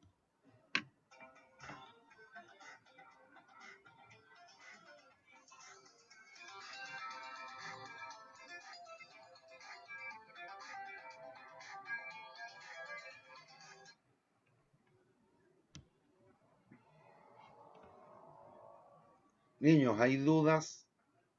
Creo que no. No, profe. ¿Seguros? Ya, pero además, como hemos detectado recién, está el costo de oportunidad del dinero. Si usted saca sus 10 luquitas del mercado de capitales, ¿a cuánto está renunciando anualmente por concepto de intereses? A 1.000. A 1.000 pesitos. Entonces, ahí están los 1.000 pesitos, que es el costo de oportunidad del capital propio. Pero además, como se tuvo que conseguir un crédito bancario y el banco le va a cobrar un 10% anual, usted todos los años va a tener que pagarles intereses al banco. ad eternum. ¿Por qué ad eternum? Porque nos decían que el crédito era renovable y que la vida útil del proyecto, dado que los activos no se desgastaban ni depreciaban, tendía a infinito. Por lo tanto, ad eternum le vamos a pagar al banco esta cantidad de platita en intereses. Pero no las voy a sacar del bolsillo, sino que se las voy a exigir, obviamente, al proyecto que me las cubra. Por lo tanto, ¿cuál sería el ingreso mínimo anual que le exigiríamos al proyecto para vernos tentados, si es que fuésemos la persona, a invertir en él? ¿Cuánto sería? Los 1150. Este es el costo de operación o de oportunidad del dinero. Y obviamente el ingreso mínimo que le exigiríamos sería la suma del costo de operación, y esto tiene que ver con el concepto, acuérdense, de economía. Usted, si no está cubriendo los costos variables, ¿qué le conviene, producir o cerrar? Acuérdense de economía. Costo total medio, No producir. costo variable medio, costo marginal. Y la condición de optimalidad precio igual costo marginal. Y decíamos que este era el punto de cierre de la empresa, ¿se acuerdan o no? Aquí Sí, está profe. reflejado. Ahí están las 6 lucas. Pero además ahora le vamos a exigir el costo de oportunidad del dinero. ¿Hay dudas? No, profe, ninguna. Yo tengo una duda. Dígame. Con el tema del costo del crédito, Sí. finalmente no se termina, no hay que pagarlo, porque estamos pagando intereses solamente del crédito. Y ese es el negocio del banco.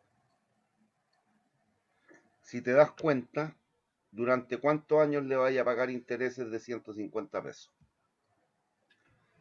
Ponte tú en tu edad y supongamos, por las expectativas de vida y lo que te va a tocar vivir, que las expectativas de vida a lo menos van a ser, tú, ojalá me equivoque y sea mucho más, ¿eh? Vas a vivir por lo menos 105, 110 años. Y hoy día tenés 22, 23. ¿Durante cuántos años les vaya a pagar interés al banco? De hartos años. Hazla fácil, ponle 80. 80 a 150 pesos. ¿Cuánto le hayáis pagado al banco? 80 años por 150 pesos al año. 12.000. ¿Y cuánto te prestó el banco? 1.500. Luca y media. ¿Está ganando o no está ganando plata el banco? Sí. Lo que más le conviene al sistema bancario o a las casas comerciales es que usted, ojalá nunca les disminuya la deuda, nunca amortice el capital, sino que esté hasta que se muera pagándole intereses. Ese es el mejor negocio para las instituciones financieras. Y aquí queda patente con este ejemplo. ¿Hay dudas? Niños, ¿hay dudas? Cabros, si tienen dudas, Profe, yo tengo díganme. una duda, es que Díganme. por lo que entendí, la pregunta del compañero era qué pasaba con esos 1.500 que el banco prestaba, porque Pero también hay que imagínate, considerarlo para... pero No, imagínate, si estamos de acuerdo que hay que pagar intereses, ya, pero también no se consideran esos 1.500 que tiene que uno que devolver, porque el pero banco presta 1.500, pero además más intereses. no, el banco te presta 1.500 al 10%, pero en este caso ¿Sí? la vida útil era infinita, que no lo dije porque supongo que eso lo entendieron. Este proyecto, ¿cuál es la vida útil? ¿Es finita o es perpetuo? Perpetuo. Perpetuo, entonces usted sabe, el valor presente de una perpetuidad. 1.500 es igual a la cuota partido por la tasa. ¿De cuánto le tenéis que pagar las cuotas al banco? 150 pesos. ¿Durante cuánto tiempo? Dado que es una perpetuidad. Infinito. Ya entendí. Yo Está también tenía esa metido duda. ahí adentro, por eso te digo, Sí, cuando sí, al sí. compañero le dije, pon que le pagáis 80 años, le vaya a pagar 12 lucas y el banco te prestó luca y media nomás. Le has pagado 11 veces el crédito. No, 10 veces y tanto. Exageré con el 11. Si el mejor negocio para el banco es ese, que ojalá nunca amorticemos las deudas. Que nunca las amorticemos. y por lo tanto siempre nos van a estar cobrando intereses sobre la luz y media, la luz y media, la luz y media, la luz y media. ¿Y cuántos nos van a cobrar? 150, 150, 150. ¿Me sigue o no? Niño. Sí, profe, ahí me quedó más claro. Gracias. Ya. ¿Hay dudas? Yo quiero... Ay, yo también tengo Adelante. el sueldo alternativo, ¿por qué no es un costo de oportunidad del dinero si es como el sueldo que te está Aquí está. dejando atrás? Pero, ¿por qué es Fabril y no está arriba como costo de oportunidad del dinero? O sea, la pregunta es ¿por qué es Fabril? No, Fabril entre comillas, es un costo de operación porque el gallo se tiene que hacer cargo en la empresa. Claro, sí. Sí, po. ¿Tú al gerente de una empresa le pagáis o no le pagáis? Sí. Es parte del costo de operación entonces la empresa. Ahí está. Ya, gracias, profe. Me refiero a Fabril por operar, para que lo distinguiéramos del costo de operación o de oportunidad del dinero. Pero estos son los costos por operar. A eso me refiero con Fabril. Gracias, profe. Ya, ahora el niño, que le dio la pasada a la niña. O sea, iba a preguntar casi lo mismo que dijo mi compañera, porque había entendido que también era un costo de oportunidad el del sueldo alternativo. ¿Eso es el costo de oportunidad del trabajo alternativo? Sí, sí, ahí me quedó más claro. Gracias. Ya. Bien, entonces, Profe, dígame. entonces con esos, profe, Dime. con esos 7.150 es como el punto indiferente de si la Obvio, persona sigue trabajando o hace la empresa. obvio, obvio. Ya, ya, ya. Gracias. Bueno, si lo viéramos, creo que aquí en el apunte lo tengo resuelto distinto, ¿ah? No se me vaya a perder con eso.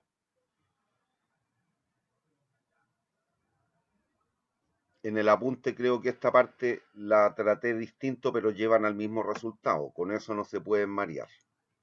Aquí se me ocurrió hacerlo esta vez de esta forma. Bueno, como nos decían que la vida útil de la máquina y el edificio era infinita, ciertamente estamos pensando que este proyecto va a ser ad eternum, es decir, perpetuo, una perpetuidad. Y por lo tanto, si se acuerdan un indicador que definimos el otro día, la otra clase, que era el valor de los beneficios netos y que afectábamos por un V sub T, cosa de comparar pesos de distintas épocas, tendríamos lo siguiente. Aquí tengo el costo de inversión.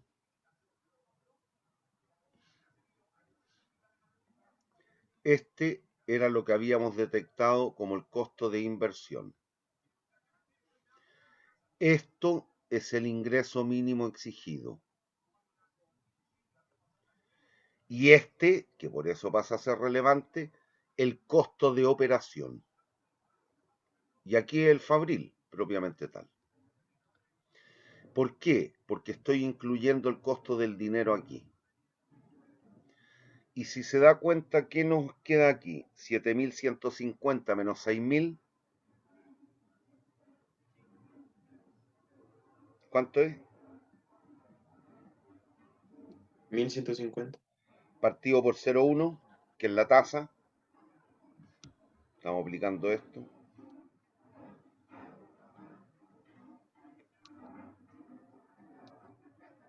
$11.500. Menos 11.500.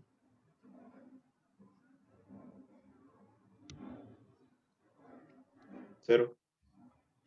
Que es la situación que me acaba de preguntar un compañero. Obviamente aquí estamos detectando o determinando el ingreso mínimo anual.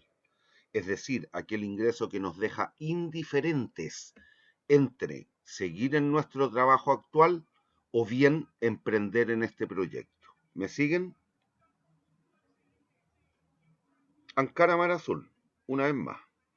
¿Hay dudas? Niños, ¿hay dudas? No, profe. Ya. Qué bueno que nadie mencionó, a pesar de que el enunciado lo decía, pero me voy a devolver un instante.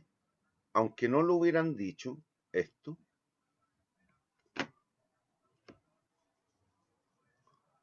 La empresa cobra por la empresa a la cual requerimos de asesores. La empresa nos cobró o cobra 250 pesos, cantidad que haya sido gastada. Este es el concepto, si se acuerdan de contabilidad, el concepto de costo hundido. Pero aún que no me hubiesen dicho esto, les pregunto, ¿ese costo del estudio es evitable o inevitable?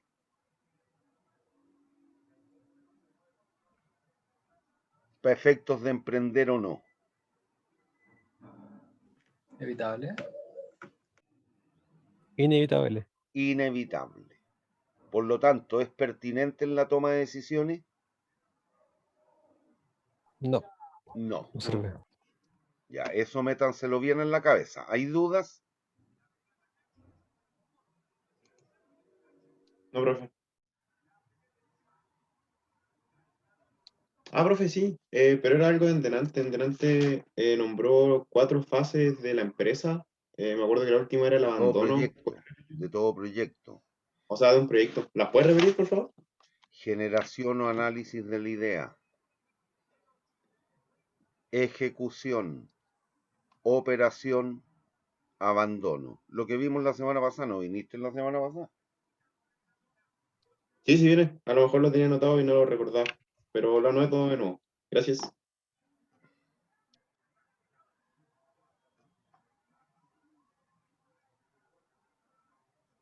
Ahí están. Generación o análisis de la idea. Ejecución, operación, abandono.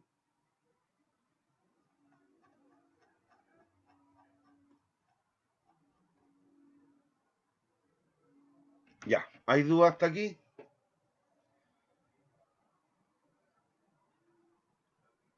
Bien. Y aquí cuidado con lo que les voy a explicar ahora.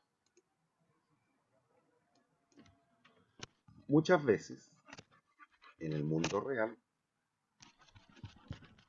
esto que hicimos es correctísimo, está perfecto.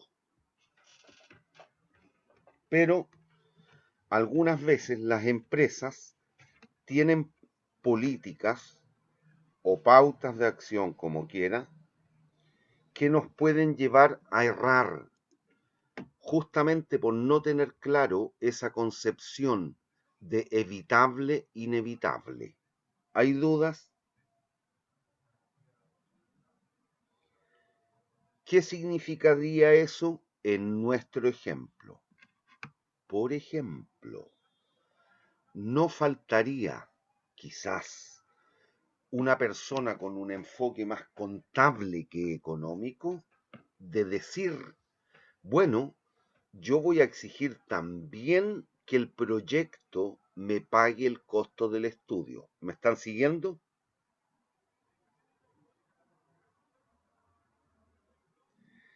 Siguiendo la misma lógica de ser una perpetuidad, voy a exigir que el proyecto me pague los 250 pesos del costo del estudio en un horizonte infinito.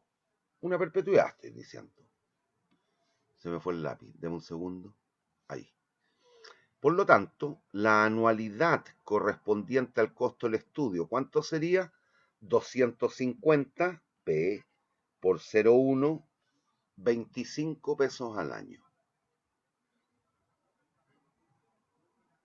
¿Me siguen?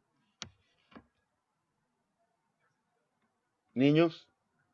Sí, profe. Ya. Con lo cual, reitero, si usted erra y sigue un enfoque contable y no económico, y se olvida de los conceptos de evitable, inevitable, imputable, no imputable, usted diría, no, el ingreso mínimo anual no es de 7.150, debiera ser 7.175.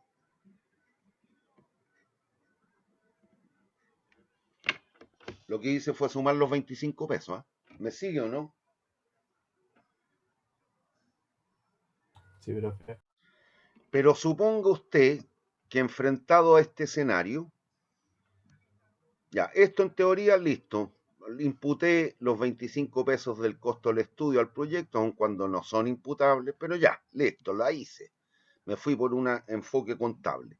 Y resulta que hoy día un otro asesor muy amigo suyo, que no le cobra ni uno, le dice, Juanito, resulta que en este sector industrial yo te aseguro, porque soy el que más sé en el mundo de este tema, lo que te va a redituar en términos de ingreso en la empresa es esto.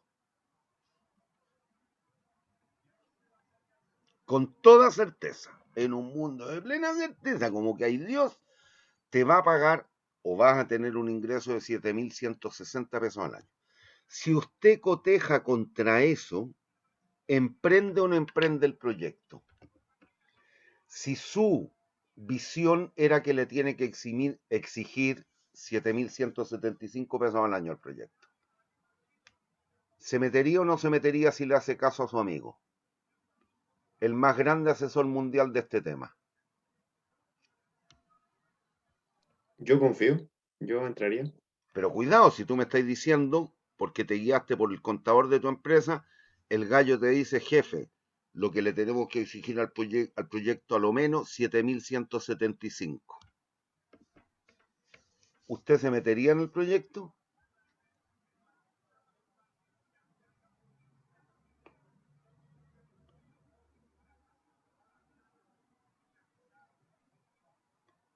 ¿Se metería?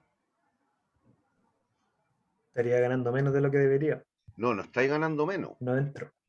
No entráis aquí. Si tú estimaste, porque seguiste un enfoque más contable que económico, que le debieras exigir al proyecto 7.175, aunque te lo diga Dios y todos, no sé, las vírgenes y los santos y qué sé yo, tú no te metís si te va a redituar esto.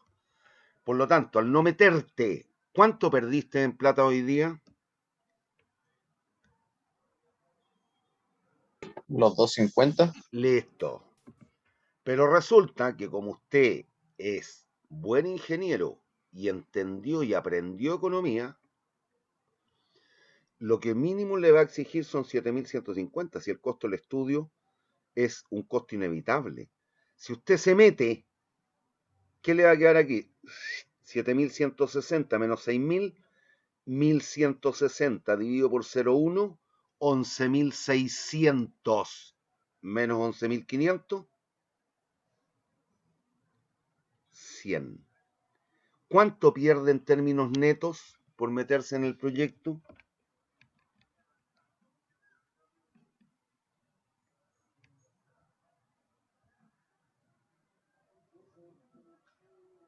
En términos netos, neteando todas las operaciones que tuvo que hacer.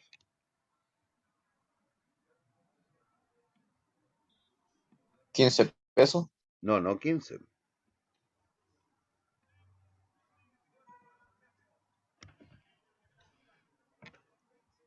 Niños, matemáticas básicas. 7.160 menos 6.000, 11.160. Partido por 0,1, 11.006.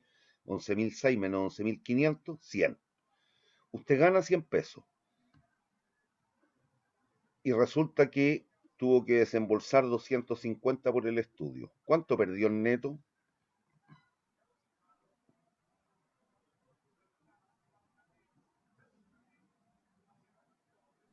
$150. ¿Y qué prefiere usted, perder 150 o 250?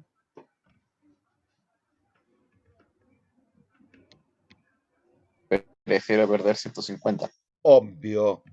Por lo tanto, olvídense que muchas veces hay prácticas en la empresa que privilegian lo contable por sobre lo económico. Cuidado, los proyectos se deben evaluar desde la óptica económica. Cualquier proyecto de inversión, en cualquier estado. ¿Hay dudas? ¿Hay dudas? ¿Hay dudas? No. Ya. Segunda pregunta.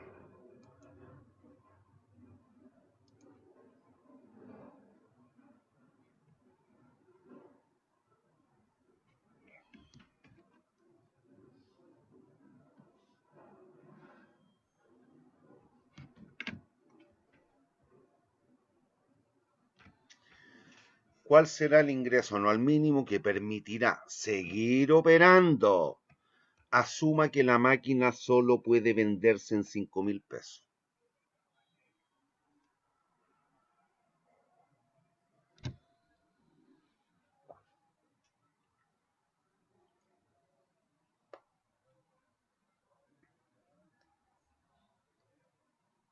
Les pregunto, ¿recuerdan lo que hicimos recién? ¿Se acuerdan? El ingreso mínimo anual era 7.100. Le pregunto, dado este hecho, ¿usted le exigiría mayor o menor ingreso mínimo al proyecto?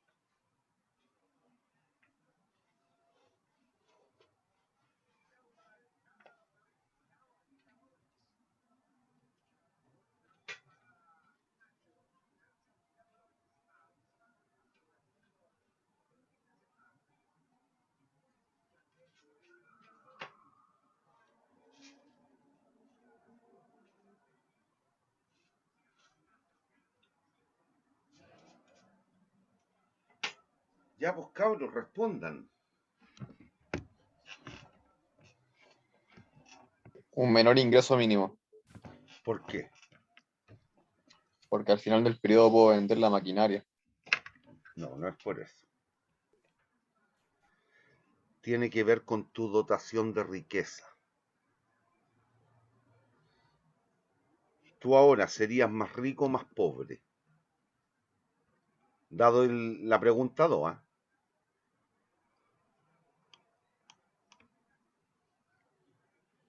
¿Serías más rico o más pobre? ¿Qué te dice el juicio, el criterio?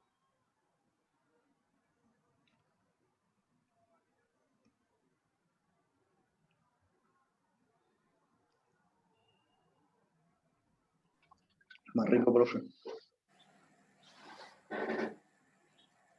Más pobre.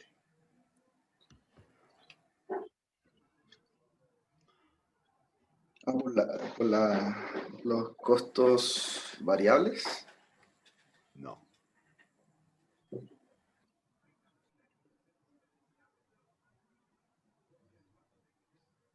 Ya, esto tiene que ver con lo siguiente. Ahí está.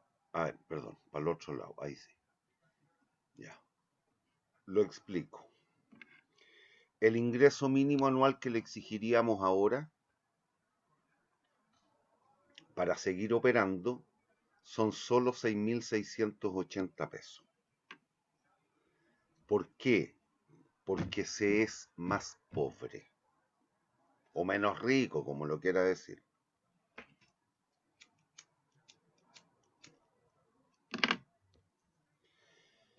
¿Qué es lo que ocurre? Me devuelvo. Fíjense, para seguir operando,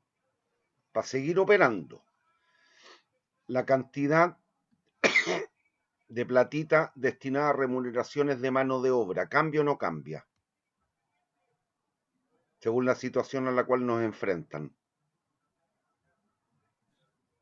No. No. La patente, ¿cambia o no cambia? Tampoco. El costo alternativo del trabajo, el sueldo alternativo. Tampoco. Tampoco. Y el impuesto que le tenemos que pagar al Servicio de Impuestos Internos o a la Contraloría General de la República, que es sobre el valor contable del edificio y la máquina, ¿cambia o no cambia? No. No cambia. Estas 6 lucas siguen estando exactamente iguales. Si sabemos que tenemos un peso 6.000 y ahora lo que hay que determinar entonces, tal cual hicimos delante, es esto, el costo de oportunidad del dinero. ¿Me siguen? Y ese va a cambiar. Y contra todo juicio, que es lo que uno tiende a pensar y que mucha gente en la calle así lo entiende, piensa que cuando es más pobre tiene que exigir más, es justo al revés. Por una cuestión de costo de oportunidad, nada más. No estoy pensando en cuestiones que me guste o no me guste, no, tiene que ver con el costo de oportunidad. Por lo tanto, si se dan cuenta aquí el ingreso mínimo, las 6 luquitas fabriles ahí están. ¿Me siguen hasta aquí o no? Sí. Ya. Entonces nos situamos por el hecho de seguir con la empresa, veamos qué es lo que estoy sacrificando en términos de costo de oportunidad. La máquina, ¿qué valor tiene hoy día en el mercado? Si yo la quisiera vender, ¿en cuánto me la van a aceptar? 5.000. En 5.000. Pero como la voy a dejar metida en el proyecto, le tengo que exigir el 10%. Ahí está. ¿Qué es la tasa de interés que yo podría obtener? Vendo la máquina, esas 5 lucas las coloco en el mercado de capitales y me van a pagar interés a una tasa del 10. Ahí está. Nada me dicen en contrario, por lo tanto, ¿en cuánto podría liquidar el edificio? Vender el edificio. Nos decían que no se depreciaba ni desgastaba. En 500. En 500. Y el capital de trabajo, suponga usted que era en inventario, o más fácil, caja y banco. La plata que teníamos en caja y en banco para la normal operación del proyecto. La pesco de la caja y la pesco del banco. Ahí está, 1.003. Por lo tanto, ¿cuál sería el costo de oportunidad de los activos que tenemos puestos en el proyecto? La máquina, el edificio y el capital de trabajo. 6.800 pesos. Al 10%, 680. Más los 6.000, 6.680. ¿Hay dudas? No, profe. Segunda forma de verlo. Miren, voy a supongan, ¿con cuántas luquitas de capital propio partimos?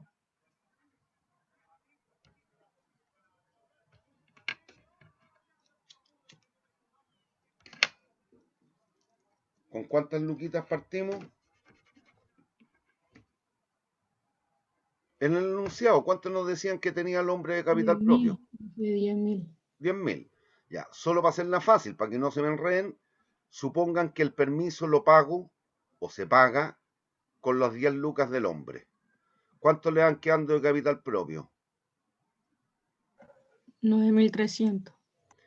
Y con estos 9.003 compró la máquina. ¿En cuánto la compró?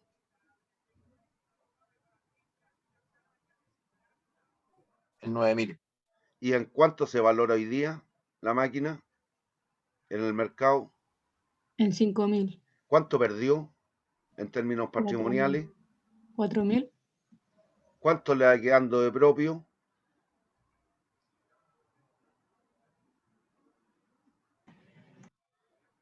Y como o las deja en el proyecto o las mete al banco, le va a exigir que a lo menos le reditúe la tasa de interés bancaria. Aquí está.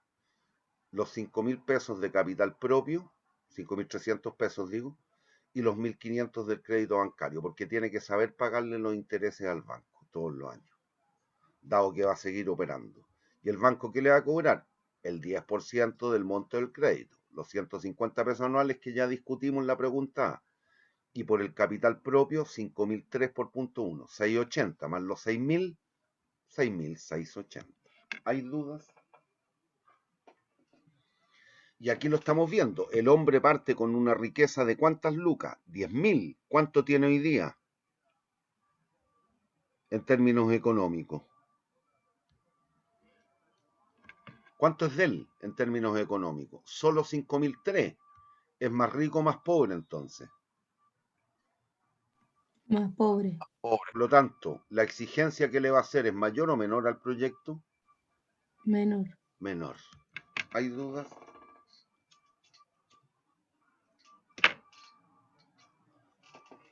Esto se le olvida a la gente de izquierda o a los políticos de izquierda en realidad.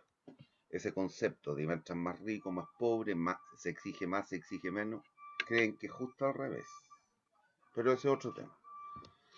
Por lo menos en este ramo no me gusta meterme en política. Tanto. A diferencia de fundamentos de economía. ¿Hay dudas? ¿Hay dudas? No, profe. Ya, me salto la C y la D, o la pregunta 3 o la 4, y vamos a hacer o la 4 o la 5. La 3 no tiene ni una gracia, hágala solito, es una máquina adicional, punto. Y aquí nos dicen una cuestión que ocurre muchas veces en el mundo real también, con créditos blandos para fomentar las inversiones. Nos piden, vamos a hacer la 4, que es la primera. Recalcular la 1, la pregunta 1, suponiendo que existe una tasa de interés diferenciada para fomentar las inversiones, siendo esta del 6% anual para los créditos. Suponga que el 10% es la tasa de interés bancaria y la Corfo, Cercotec o alguna institución por capital semilla, capital abeja, capital mosca, se la prestan al 6% para financiar inversiones. Si se dan cuenta, al resolver nuevamente la pregunta A, ¿el costo fabril cambia? ¿Las 6 lucas? Sí, cambiaría. No cambian. ¿Por qué va a cambiar? El fabril. ¿Te va a cambiar el costo de la mano de obra? Aquí en la pregunta, no, ese no. ¿te cambian los 155 pesos del sueldo alternativo? ¿Te cambian los 95 pesos de impuesto a las máquinas y equipos? O edificio, perdón. No. ¿Te cambia la patente anual? Tampoco. Las 6 lucas siguen siendo 6 lucas. ¿Qué es lo que cambia? El costo de oportunidad del dinero. Y si se dan cuenta ahora, el costo de oportunidad del capital propio, ¿qué costo tiene en términos de tasa de interés?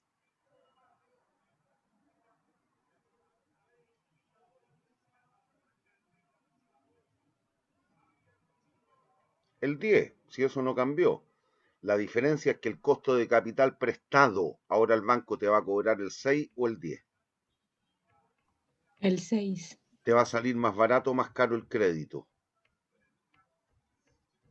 Más barato. Más barato, eso es lo único que cambia. En vez de pagarle 150 pesos al banco, le vamos a pagar 90 pesos al banco todos los años. Perdón. Ahí está la D, en la parte de arriba. Véanla y díganme si tienen dudas. Solo cambia el costo de oportunidad del dinero en lo relativo al crédito. El costo de operación siguen siendo las mismas 6 lucas que teníamos hace ratito. Ahí están.